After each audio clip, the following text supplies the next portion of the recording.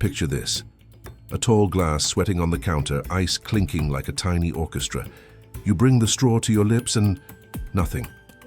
The angle's wrong, the rim fights back, the milkshake is a brick wall. Feels familiar. That tiny summer failure. The straight straw that refuses to meet you halfway, sparked an invention you use without thinking. Want the full story of the bend that fixed the heat?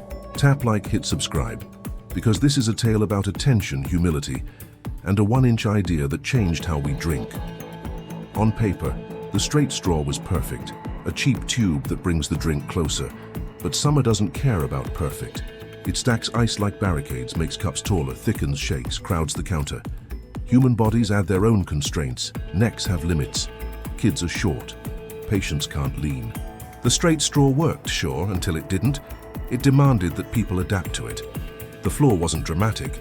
It was that daily nudge of discomfort you learn to ignore, until someone refuses to ignore it.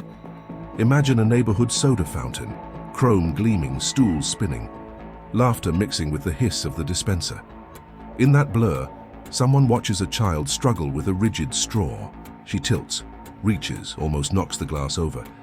The product isn't broken. It's misfit for the moment. That difference between broken and misfit is where opportunity lives. Good ideas start when a flaw stops being a complaint and becomes a clue. What if the straw could bow just a little near the rim? A gentle elbow, a tiny concertina that lets you set the angle without crushing the tube. No motor, no gear, no app. Just a slim segment that flexes and holds. And suddenly the summer problem melts. Tall cup? Fine. Ice in the way? Adjust. Kid at the counter? Bring it closer. Someone in a hospital bed? The straw comes to them. The miracle isn't new function. It's new respect for the body using it. Every great invention looks a bit ridiculous in its first draft.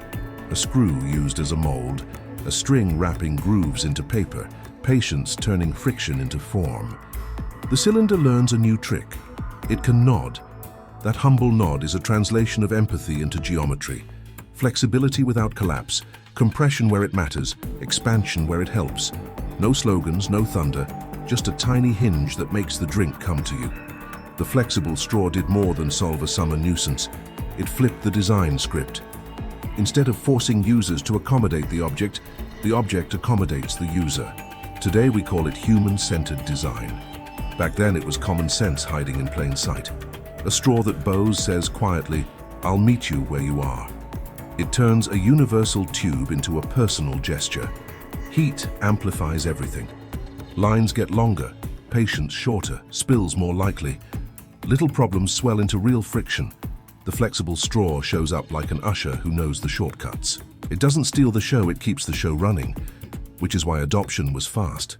Nobody needed to be convinced. We simply tried it and felt the relief of not fighting the cup. Look closely at those tiny ridges. They're not decoration, they are architecture. Each groove is a hinge in a crowd, sharing the load so the bend holds without pinching the flow. It's almost anatomical, a joint built from paper memory.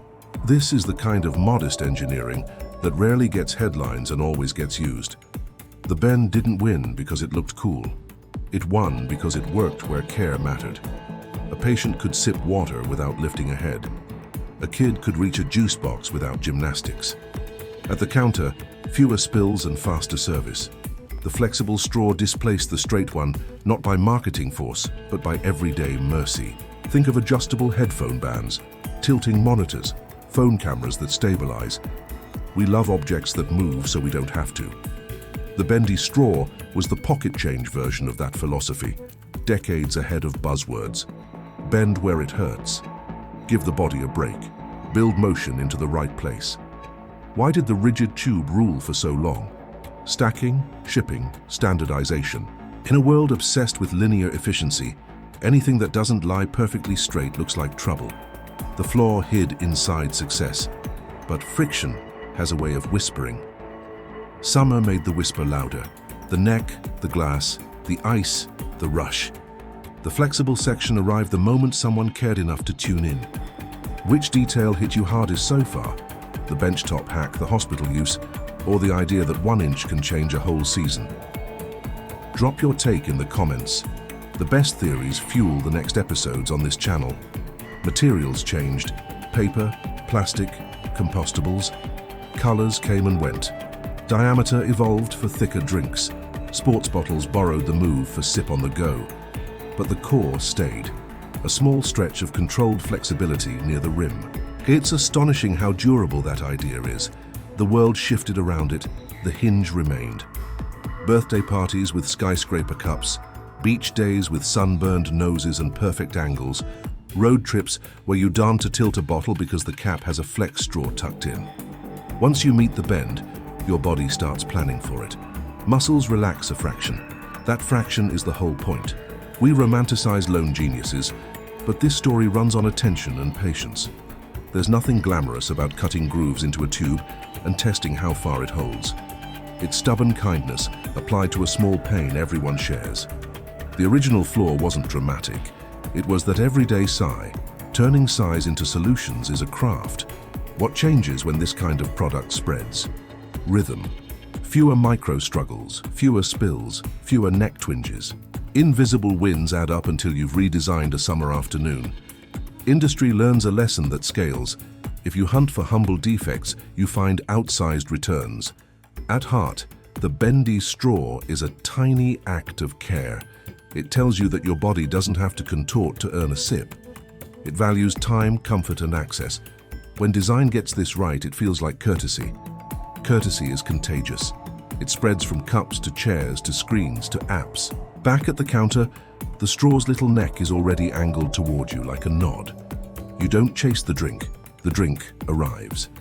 Ice keeps clinking, the glass keeps sweating, and you keep smiling because the fight is gone.